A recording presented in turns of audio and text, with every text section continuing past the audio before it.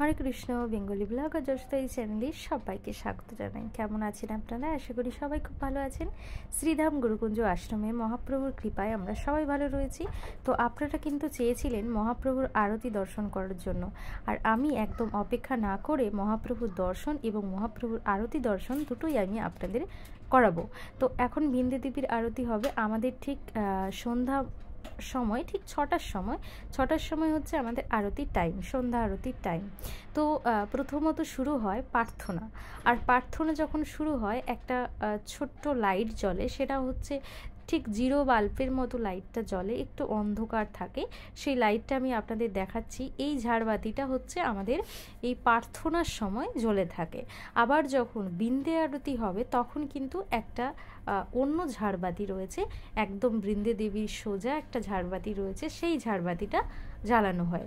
আবার বৃন্দে দেবীর আরতি শেষ হয়ে গেলে যখন গোড়াচাঁদের আরতি হবে তখন কিন্তু আবার টিউবলাইটগুলো জ্বালিয়ে দেওয়া হয়। তো এক একটা আরতিতে এক একটা লাইট জ্বলে।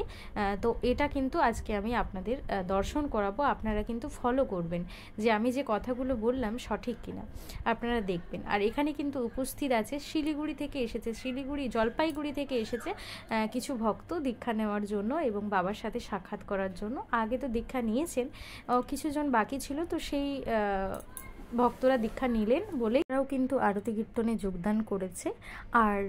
আর আরেকটা সুখবর আপনাদের দিই, সেটা হচ্ছে আমাদের নবদ্বীপে যে জায়গাটা নেওয়া হয়েছে সেই জায়গাটার কিছু কাজ চলছে।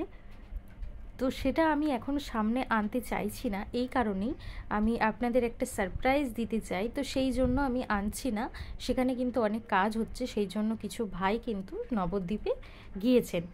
তো সেখানে কিন্তু কিছু কাজ হচ্ছে বলেই ভাইরা ওখানে গেছে। তাই আশ্রমটা কিছুজন ভাই রয়েছে, আবার কিছুজন নেই। তো সেটা হয়তো আপনারা দেখতে পাচ্ছেন, তো প্রশ্ন আসতে পারে, তাই আমি বললাম। আর এখানে বৃন্দে দেবীর আরতি কিন্তু ইতিমধ্যে শুরু হয়ে গেছে। এইবার আমি কথা না বলে আপনাদের আরতিটা দর্শন করাবো, আপনারা দর্শন করুন।